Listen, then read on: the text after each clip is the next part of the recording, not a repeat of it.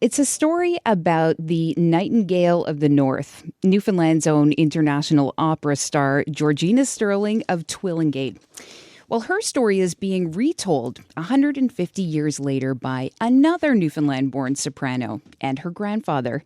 The Heart's Obsession is a new book, and appropriately, it comes with a companion album. Together, they act as a conductor, tying past and present together in a celebration of one woman's voice. Tonia Evans-Chanchuli is a Newfoundland-born opera singer, and she and her co-author, her grandfather, Calvin Evans, are here in studio. A big good morning to you both. Thank you. Good morning. It is great to have you here, and I am so curious. How do you both connect with Georgina Stirling? How did this all start? We get this question a lot. Well, just a couple years ago, I was having a chat with my cousin Jody in Newfoundland, and she said, you really should do something to honor your Newfoundland roots. And I had no idea what that was going to look like at the time. And I remembered back to a book that my grandfather and grandmother gave me in 93, written by Amy Louise Peyton about Nightingale of the North.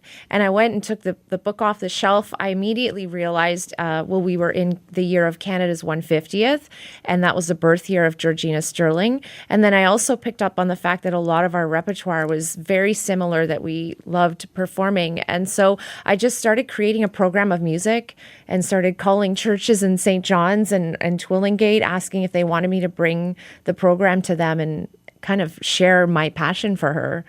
Wow. So Calvin, you just had this book laying around and you knew it had to go to Tonia, I guess. Well, when we came to Newfoundland in 2017, we spent a couple of hours at the Munn archives, and we discovered 3 pieces of information that were not in Amy Louise's book of 1983. And one of us suggested, she thinks it was me, but one of us suggested that maybe there's room for and a need for a new book. And I have written 6 other books, and this was Tonia's first. But she surprised me with her insights and her enthusiasm, and we've worked well together. I do the historical framework for the Stirling story, and she does the attitude of a performer of music and songs. So it worked well together.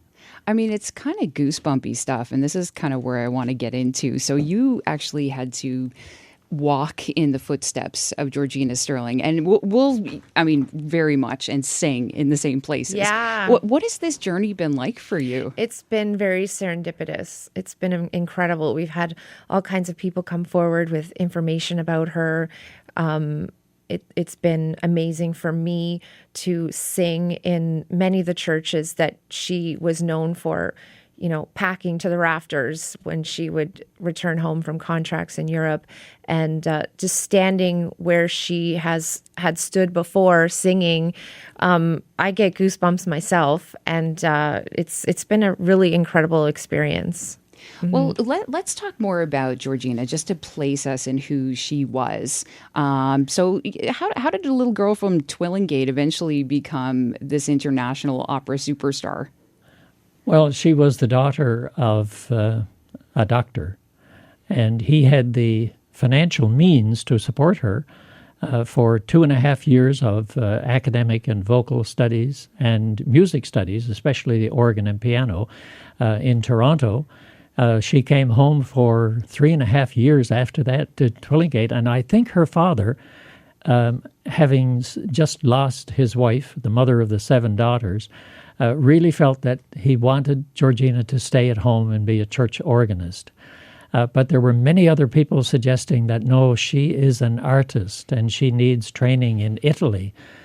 So he relented, and she went to Italy for 2 years of training with Luigi Vannuccini, and then went back to England to visit her sisters and worked under Charles Santley, who became Sir Charles later, and then went to Paris for 2 years with the great Madame Marchesi. So it was a wonderful fairy tale-like story, which had a mysterious and sad ending. we get into details. Sorry, what fascinates me is that back then that she had that passion and desire for a career in the performing arts, and that, she wasn't going to let anything stop her, and she went for it. Because I was speaking to someone the other day just saying that back then your job would have been in the home, helping out, and especially after losing her mother. And then she just goes off for this amazing career. Maybe you can lots put of guts. I know, right? Yeah. Well, I start to think, what did celebrity look like at that point? This is opera pre-mass singers were media. really considered celebrity back then. Yeah. Okay, so place I think us they in are her now shoes. too, but for sure, no doubt. But then, this was like mainstream music. This was right? yes, yeah. It's fascinating. She knew and sang for many of the composers of the day: Mendelssohn, Gounod, Verdi. Like these gentlemen were coming in and out of her studio while she was training with Matilda Marchesi, who is was a world renowned voice teacher in the day, who specialized in female voices, and so she got firsthand information and training from these people on the repertoire that they were composing. And it just blows my mind that she had direct access to those people. And now we, listen to their music and just imagine what it would be like to have known them. But it was interesting, too. She never lost her connection to Newfoundland. Mm-hmm. And she came back almost every year to renew her energies, I think. And the sea meant so much to her and her sisters as well. It's an incredible story. It's an amazing woman. And that's really apparent in her repertoire as well. On the album, I chose to feature many of the songs that she was very well known for performing in Newfoundland. And a lot of them really spoke to her Irish roots: the Green Isle of Arran, the Murmuring Sea, music like that really spoke to her love of Newfoundland and the ocean. And she wrote about it in her cards and letters too, how, no ocean, no sea could compare to that of Twillingate. So it was very apparent her love for Newfoundland. And she was so much appreciated by her community in Twillingate. The Twillingate Sun was always full of news about Georgina. And before she left to go away, she was a church organist at 15 years of age. And came back for that 3.5-year period in Twillingate after her 2.5 years of training in Toronto. And she was so appreciated by that community, and that meant so much to her. Amazing. Through all this research, what was she actually like as a person? What have you learned about her character? A very loving, humble woman. Very compassionate, very caring for people of her community, anyone who would have been in pain. She was always volunteering to sing at charities. She was always bringing roses from her garden to people who were ill, participating in the community. I just really got a sense that, especially from her letters as well back home, joking about things, just a very down-to-earth, humble, loving girl. I just think she would have been a super girl to hang out with. Yeah. And she had an amazing sense of humor. And we draw attention to this in the book. Even when she was training under Vannuccini in Florence, Italy, she told her father in a letter that she would tell funny stories just to relax the audience and, her fellow singers. And she apparently was appreciated by that throughout her life, that amazing sense of humor. Yeah. Wonderful girl. The thing I can't get past are the parallels, right, between you, Tonia, and Georgina. And I'm so curious to hear about some of these. What did you discover anything almost creepy, goosebumpy as you were going through this journey? About the parallels between the both of you? There's been so much. One thing that really stood out in my mind was I showed my grandparents an old photograph of the memorial dedication to her in Twillingate, where the statue is, the cross. And they said, "We were there that day with your great-grandparents." My great-grandmother grew up in Twillingate and went to church hearing Georgina at one point. And that just blew my mind that my grandparents were standing there for that memorial on that day. And your great-grandparents. And my great-grandparents. There's such rich history, and yeah, it's been really really fascinating. To have gone through this, I mean, it's not just the book that you've both worked on, but to really bring it to life with this companion music piece. What does it feel like for you now to kind of step back and feel like you know, do you feel that you've kind of brought her to life a bit? Yeah, I really, you know, there's a lot of Newfoundlanders that don't really know much about her, and certainly I want to educate the rest of Canada about her. And it's so funny. Like, I look at this book cover and I'm just like, yep, that's a Heart's obsession. Like, it's always been. Like, I just really feel like I get a sense for her, and I laugh sometimes telling people I think we would have been kindred spirits. And even back in 1898, she was being regarded as a Canadian, and she was written about by, you know, Canadian musicians and historians, you know, in a very favorable way. Long before 1949 and our entry. That's right. And enriching Canada. Well, this is just the beginning, right? Because you have your book launched tonight, and then so much more. I mean, where do you go from here? I mean, I personally have plans for writing an opera based on her life. I'm working with some other kindred spirits to erect a statue of her in Twillingate on the ocean. And so there's just, and the more people learn about it, the more they get excited and fascinated as well and start to share our fascination. So I don't know, the sky's the limit for Georgina, I think. She's a wonderful person to celebrate, and we're just thrilled to be part of it. We're also still getting new information about Georgina and the Stirling family, so we're looking at a possibly second edition. Oh, really?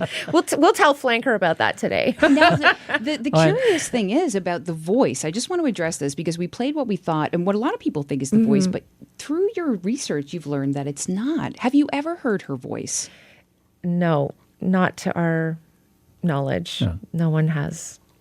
Wow. She did do recording, and we have information in the book on that. There's a specific chapter dedicated to that. Do you want to speak to that, Calvin? Well, I think it's pretty certain at this point that she did a recording. She is said to have shared with somebody that she did one recording. Amy Louise Peyton's book says it was in 1904. We think that it was possibly in 1896 when recording artists were coming to St. John's, and we know that she was here at that point. And somewhere in St. John's, or somebody from St. John's at one time had one of these cylinder recordings with Georgina's voice on it. And we'd like to find that. We don't want it ourselves, but I mean, it should be in some kind of archive collection somewhere, but with Georgina's voice. At the very least, you need to hear singing, "Hear the Gentle Lark." Hear the Gentle Lark. Yes. Wow. But what I love is, because people will say, well, if there's no recording of her, how do you know what she sounded like? And while we can't know exactly what she sounded like, the reviews that she was continuously getting in newspapers were outstanding.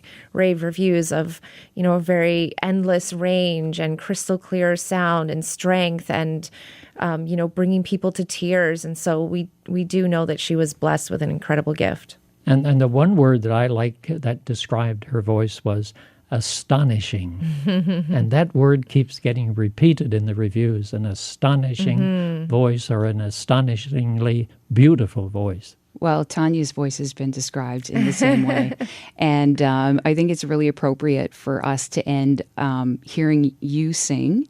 And actually, it was a song that Ron Hynes had written about her, right? Yes, just a couple years before he passed, which is another amazing. Chris LeDrew had told me about Marie, and I hadn't heard it. And I tracked down his manager, Charles McPhail, and he sent me the recording. And immediately that song stole my heart and really, really helps to bring Georgina into the 21st century. Well, we're going to play that song to end our show here today. And I just want to say, if anybody is interested, and I'm sure you are going to get a lot of people, you have your book launched tonight, right? Yes, at Chapters, yes. chapters 7 o'clock, and then you're off, and there's like a long list. Where can people find more information about this? Do you have an event page set up or anything? My website is wisharts.ca, and also on Facebook, Tonia Evans Chanchuli. I'm constantly posting where we're going to be at, and on the Flanker website as well, flankerpress.com. We've been speaking with Tonia Evans Chanchuli, her grandfather Calvin Evans, co-authors of The Heart's Obsession. You know, earlier this year, we shared the enchanting story behind the book, The Heart's Obsession, which was written by modern-day opera singer Tonia Evans Chanchuli and her grandfather, Calvin Evans. It's about Newfoundland's own international opera superstar, Georgina Stirling. Now, here's the thing. Georgina Stirling, a.k.a. the Nightingale of the North, was at the peak of her career before the era of discography. So to truly hear her and the music that shaped her career, they had to work through her catalog. So on top of writing a book, Tonia recorded an album using her voice to bring Georgina's repertoire back to life. Well, I sat down with co-authors to talk about what they discovered as they worked through her catalog to write the book and record the Heart's Obsession companion album. And for Tonia, one of the first goosebump-inducing connections happened at the graveyard in Twillingate. The first time I went to visit Georgina in Twillingate was when we went specifically to perform the first concert there at St. Peter's, and 2017, yeah. And I traveled there with my mom and my two children. And we went down to the gravesite and went to open the two white double gates. And my mom grabbed my arm and said, "Tonia, look." And I looked down on the ground, and right in the center of those white gates was a perfectly shaped heart rock. And we just were like, what is happening here? Wow. It's like Georgina is welcoming us. And it was a really special first visit to see her. I am obsessed with heart rocks, with finding heart shapes everywhere I go. I just kind of like, okay, the Heart's Obsession.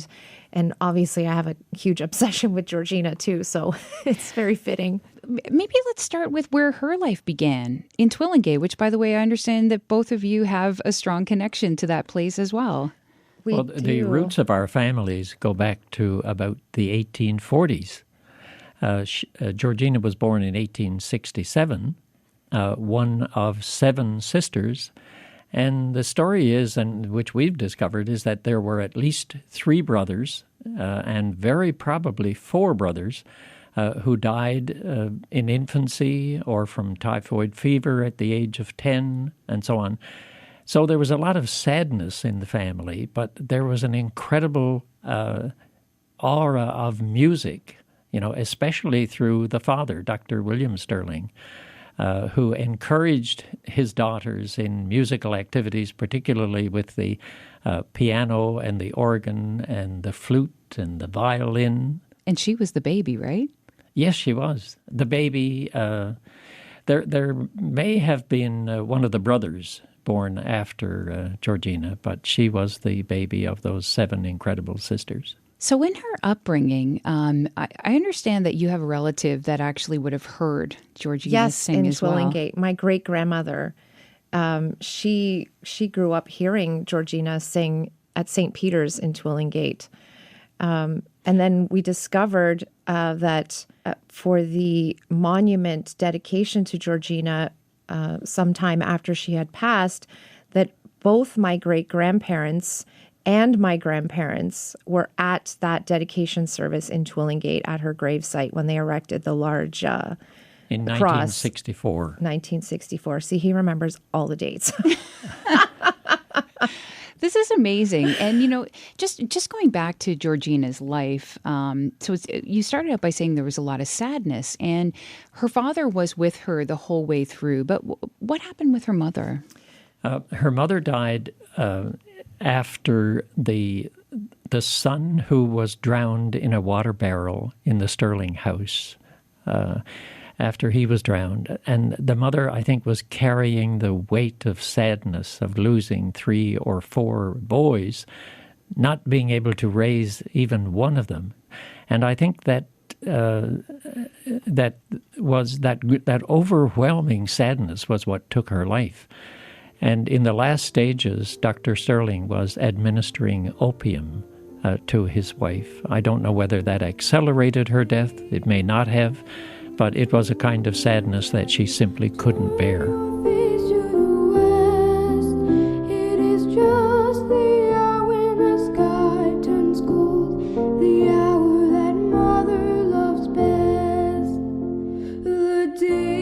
Daddy was a song that she sang earlier in her vocal career as a young lady, and she sang it in Twillingate at one point.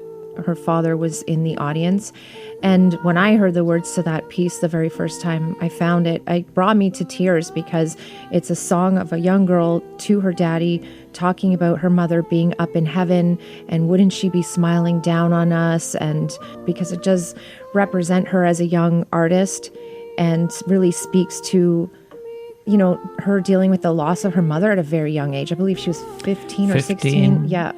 Just 15 years. Yeah.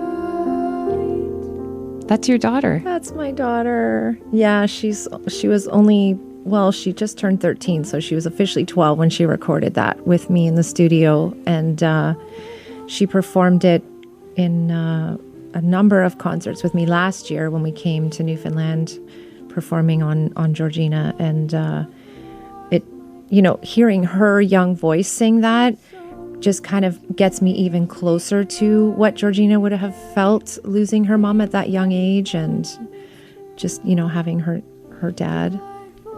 Calvin, what would, I mean, as a father, what do you think that would have been like for Georgina's father to sit there and listen to this? I think it must have been an incredibly emotional experience for him, because he was the one in the family who encouraged his daughters to do vocal and musical studies, and she became so proficient and expert at the organ to the point where when she went to Toronto for organ studies, Karl Martens, who was really the creator of the musical environment in Toronto, and trained at the University of Leipzig in Germany, he felt that she only needed one organ lesson per week, which is incredible. You know, she had a teacher from Norfolk, England, the wife of the curate at St. Peter's Anglican Church, or Church of England in those days, and she was a wonderful teacher of organ, and so this young girl was so proficient. Amazing. But year by year still sees no change, and so 'twill all be right. We shall always meet her in our dreams. So to lose your mom and then to go abroad internationally to perform, like, that would have been very difficult, I'm sure. You can understand Dr. Stirling's reluctance to let his daughter leave Twillingate to go and study in Italy, because she came back for 3 years. And I think the reason she spent 3 years after her studies in Toronto was that her father didn't really want her to leave home. I don't blame him. No. And she probably would have stayed under his direction as a church organist in Twillingate forever and ever and ever. But he got such encouragement from other people, particularly from the Karl Martens School and Mrs. Murray, who was her instructor there. You know, this girl is an artist. She needs to go and study abroad. Mm-hmm. She was headed for big places. Oh, yes. Yeah. And certainly very well known in St. John's by the looks of some of the details in the story. Mm-hmm. And I understand that she actually played some pretty, performed at some pretty significant events here in St. John's history. She was part of those. Absolutely. She, actually, when I was downtown the other day walking along Duckworth Street, I saw the one of the billboards that talked about the Great Fire in 1892, was it? Mm-hmm. And I saw the black and white images, and I was like, wow. She sang concerts to raise money to recover from that great disaster. And she did these concerts in Twillingate before she even came to St. John's, and then other concerts here in St. John's. She had friends in St. John's, for example, for whom she really wanted to raise funds because they lost everything. Mm-hmm. But it wasn't just that her friends. This was for the community of St. John's. She never turned down an invitation to sing in St. John's, never. So in St. John's on Signal Hill, the dedication, the laying of the cornerstone, they had her perform there. She performed at the dedication service of Gower Street United Church, performed a piece by the name of Hear Ye Israel, and, packed the church. They said it was absolutely standing room only. And what was really special for me when I was in town performing a concert at Gower, they gifted me a necklace with a piece of red stained glass window that was from the original stained glass windows of that church when she first sang there. And, I kind of shed a tear when they gave that to me because it's so special for me, because it's like, wow, she sang her voice into that glass. Like, amazing. Just like a little gift from the past.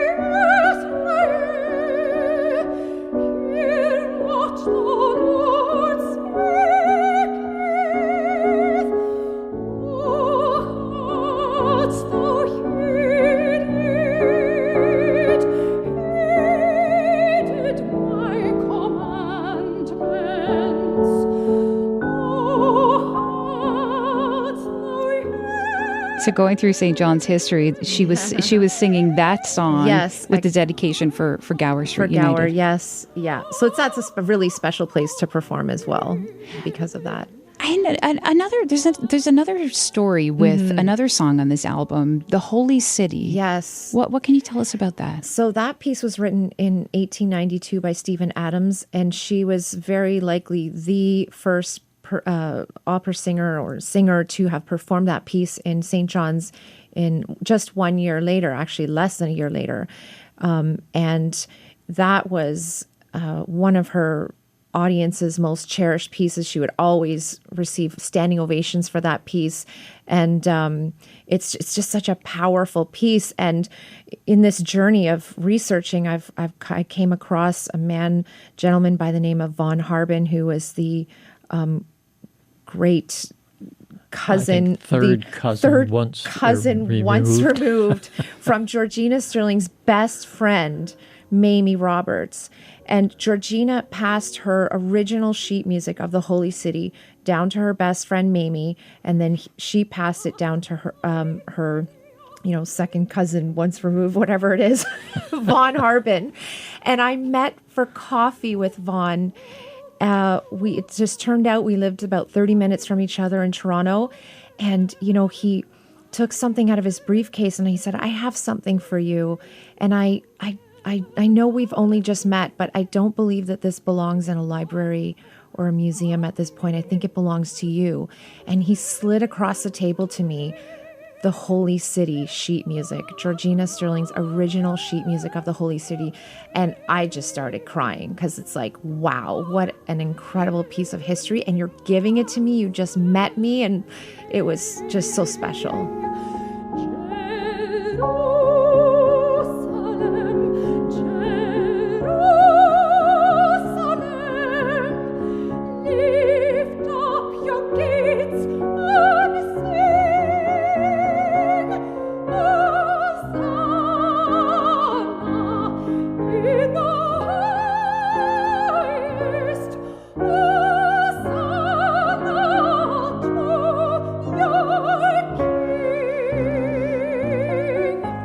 Tonia, it comes from such a deep part of you. Obviously opera would, but what did it mean for you to get that sheet music and to sing that song? I have goosebumps now just thinking about it, because that piece was always very special for me growing up. There were a number of times actually that I came to St. John's, to Newfoundland, to visit my family when my grandfather was ministering in church at Wesley United, Northern Arm, Botwood, and I would sing that piece, and everyone, there's just something about that piece that after, people are weeping. There's, something for sure, I'm sure, about the melody and the beautiful high notes and everything. But I think it has a lot to do too with the place from which you're coming while you sing it. And I know from reviews of Georgina that she had that effect on people in her audiences. She brought them to tears. And I think it comes from a place of experiencing tragedy in your life and getting into that kind of mind space when you're about to deliver a piece. And I know she experienced a lot of tragedy in her life. And I have certainly experienced a number of tragedies in my own life. Some of them I get into. And those are the things that I think as a singer give you, what my Uncle Brian used to like to call it, the tears in your voice, and he was one of my encouragers of opera and passed at a very young age. And he said, you will only experience the tears in your voice when you've experienced tragedy in your life. And I feel that that's kind of what links Georgina and I as well. I know we both experienced tragedies in our lives at a young age, and it's using that as a way to deliver the message to audiences as well.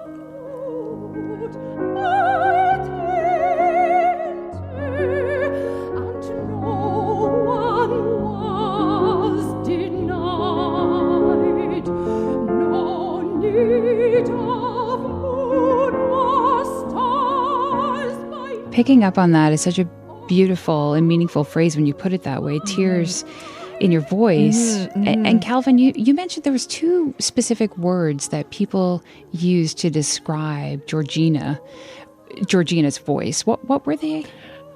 The first one was astonishing or astonishingly beautiful. And the second was glorious. And these are very, very powerful words to describe a singer's voice. Something that kind of transcends language, and I'm guessing that would have played a big role in her European career. Mm-hmm. So maybe this is a good time to move into that section. First of all, how much of her life was spent overseas, and what was she doing there?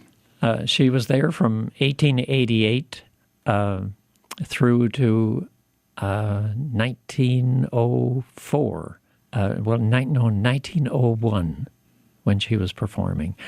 And then she left Italy and moved back to England. But in the meantime, during her career of singing, she made an extensive tour of the United States and was lauded in the newspapers all over the United States, and actually was fired by the person who was leading that concert tour, because the rave reviews were always for Georgina rather than for the director, mm-hmm. and it was also the contralto. But Georgina actually took the spotlight, and there was some friction between these two women. Well, so drama between divas. That really happened? That's it. Yes. You're overshadowing me. You're out. That's right. And as soon as she was out of that concert tour through the United States, she was invited back to Italy. And she sang first in Venice and then in Chioggia. And, I mean, again, rave reviews. And what I love the story about when she performed in Chioggia was they released live canaries and threw flowers at her. And someone gifted her this beautiful green velvet, almost presentation book. Testimonial. A testimonial of, what an amazing singer she is, and we'll love you forever. And receiving that kind of feedback from singing must have just been mind-blowing. Well, she was working with the top names in opera yeah. at the time, right? Absolutely. She's her voice teacher was Matilda Marchese, who is a world-renowned voice teacher. To this day, singers will study about her in university. She studied with this woman, and this woman was very close friends with composers like Gounod and Verdi and Mendelssohn. And so a lot of the repertoire that she performed, she would have gotten direct instruction from those composers. So speaking of that, the version of Ave Maria Yes. that you have on this album, it's not something I've ever heard before. Yeah, so there are two versions of Ave Maria. One of the, probably the most recognizable one is by Schubert, and the one on the album is by Gounod, and she actually performed this version of Ave Maria for Gounod in Europe.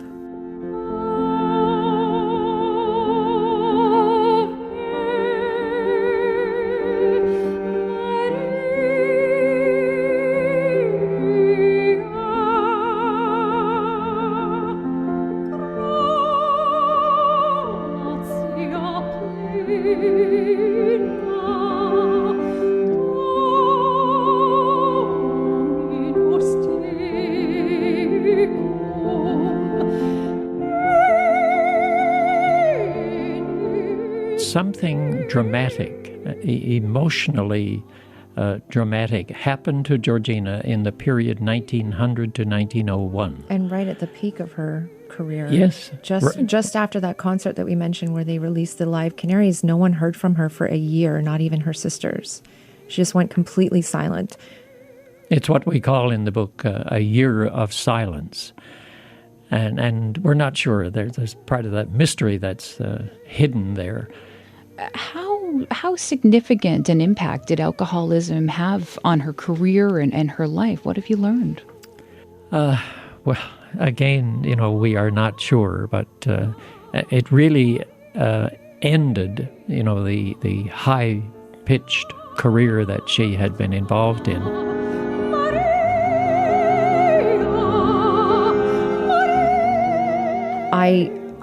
I believe what happened, and of course, again, we'll never really know, but I believe that she had suffered some vocal damage that would have just absolutely thrown her into a depression. And so I believe that that's what threw her into drinking. I don't personally believe that she had a drinking problem while she was performing, because if she really had a severe drinking problem, there's no way that she could have produced and had such the skill that she did. And so, but what I really applaud her for is getting the help that she needed instead of letting it take her down, and then healing herself and most likely healing a lot of the pain and tragedy that she went through as a young woman. We are not certain about the mystery surrounding Georgina, but I think some of it may have had to do with a love liaison, because there was a baby produced. Georgina was said to be the mother of this baby, but I don't think it was Georgina. I think it may have been one of her sisters. So the mystery there remains, and it may never be resolved, but the reader will have to try to decide what he or she believes in that respect. Her life story really could have made for a grand, tragic opera. Mm-hmm. Is that a story that's yet to be told? I'm already kind of in the beginning stages of writing an opera on her life. I have some kindred Newfoundland spirits who are going to help me with that project, and that's really something I'd love to bring to life, as well as working with a dear friend, Deborah Borden, in Twillingate on a statue of Georgina commissioned, preferably by a female Newfoundland sculptor. We would love to do something like that for Twillingate. That was Tonia Evans Chanchuli and her grandfather, Calvin Evans, co-authors of the Heart's Obsession book.